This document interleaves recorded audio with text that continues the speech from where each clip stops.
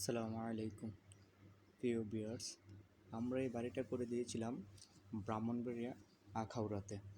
Client ছিলেন আমাদের প্রবাসী দীপু ভাই।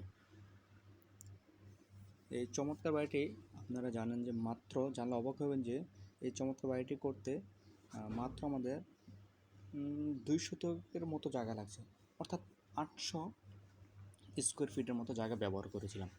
আর এটাতে রাউন্ড সিঁড়ি দিয়ে 9 কলাম দিয়ে বাড়িটি করা হয়েছিল।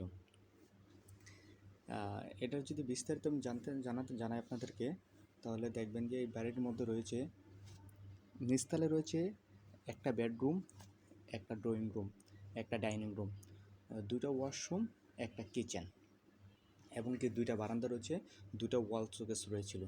এটার বাড়ির মধ্যে সবচেয়ে যেটা আকর্ষণীয় ছিল সেটা হচ্ছে দুটো ওয়াল শোকেস করা এবং রাউন্ড সিঁড়িতে বাড়িটি করা আর কি।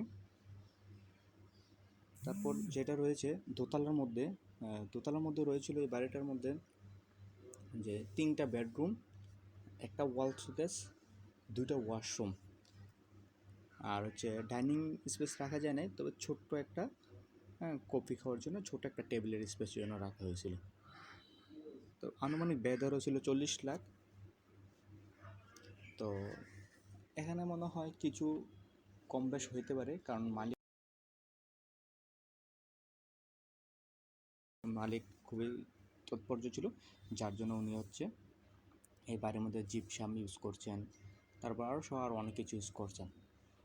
আর এর বাড়ির সবচেয়ে মজার বিষয় হচ্ছে ছাদের মধ্যে অনেকগুলো বাগানের জন্য, বা ছাদের আমাদের নর্মালিভাবে যে আমরা ছাদের যে প্যারাপিট করি, এটা কিন্তু ওই নর্মাল প্যারাপিটের মতো না। এই নর্মাল প্যারাপিট দেখে ব্যতিক্রম প্যারাপিট। তো ছাদের মধ্যে আমাদের রয়েছে বিকালবেলা বসা আড্ডা দেওয়ার জন্য একটা ছাতাও রয়েছে, এবং বাগান করার জন্য আরও কিছু রয়েছে। আমি ফুল বাড়িটি কমপ্লিট পর্যায়ে চলতেছে, শেষ হলে আমি এই বাড়ির সম্পর্কে আরও বিস্তারিত আপনাদেরকে জানাতে পারবো ইনশাআল্লাহ।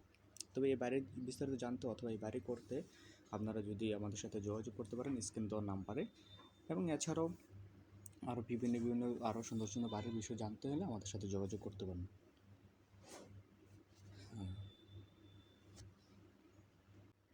তবে এই বাড়িটা করতে হবে একজন দক্ষ ইঞ্জিনিয়ার এবং মিস্ত্রি দ্বারা, কারণ দক্ষ মিস্ত্রি ছাড়া বাড়িটা আপনি করতে পারবেন না, কারণ এখন অনেক নিখুঁত কাজও রয়েছে, যেহেতু জায়গা পরিমাণ খুবই অল্প, যার জন্য এটাতে খুব নিখুঁত পরিমাণ কাজ রয়েছে।